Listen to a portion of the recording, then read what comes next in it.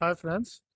ఇస్లాం యొక్క నిజమైన విలువ ముస్లింలకు కూడా తెలియదు అంటే అందరూ ఆశ్చర్యపోతారు.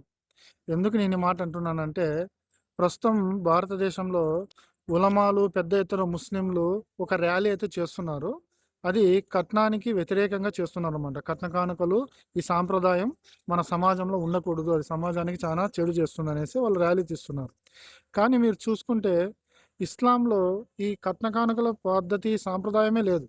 అది ఎలా వచ్చింది? ఎందుకొచ్చింది? అంటే మీరు ఒక కారణం ఒక ఇస్లాంలో ఏం చెప్తారంటే, పెళ్లి చేసుకునే ముందర కొంతమంది మనిషి యొక్క అందం చూసి చేసుకుంటారు. అంటే చేసుకున్న అందంగా ఉంటే చాలు.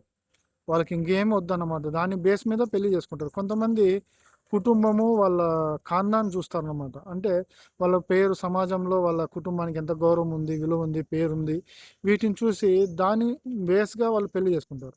కొంతమంది వచ్చేసి వాళ్ళ ఆదాయం, డబ్బు చూసి చేసుకుంటారనమాట. వాళ్ళ ఎంత ఆస్తిపాస్తులున్నాయి, ఎంత సంపాదిస్తాడు అనేసి. కొంతమంది నాలెడ్జ్ బేస్ మీద చేసుకుంటారు. అంటే పలానా వ్యక్తికి మంచి నాలెడ్జ్ ఉంది. పలానా విషయంలో బాగా అతను నాలెడ్జ్ పర్సన్ అనేసి. ఈ విధంగా చేసుకుంటారు.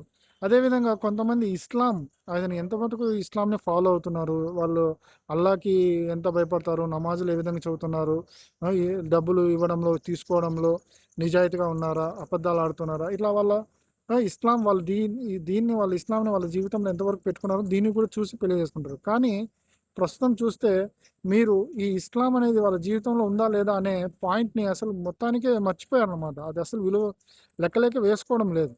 మీరు చూసుకుంటే మీరు ఏ మసీదన్నా తీసుకోండి. మన ఏరియాలో మీరు ఈ చుట్టుపక్కల ఏరియాలో 2, 3 మసీదులుంటే ఆ మసీద్ చుట్టూరా సుమారుగా 200, 300 పైగా ముస్లిమ్స్ ఉన్నప్పటికీ ఇండ్లు, కుటుంబాలు ఆ మసీదులో వచ్చేవాళ్ళు 10, 15 మందే నమాజ్ కోసం. ఆ!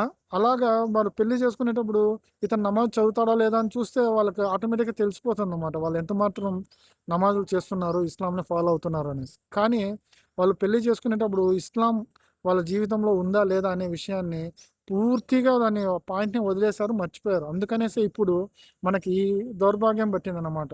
కట్న కానుకలకి ఇలాంటి ఎన్నో సాంప్రదాయాలు ఇస్లాంలో లేని వాటిని మన జీవితాల్లో కామన్ అయిపోయినాయి. వీటికి వ్యతిరేకంగా ర్యాలీలు తీయాల్సొస్తాంది. ఓకేనా?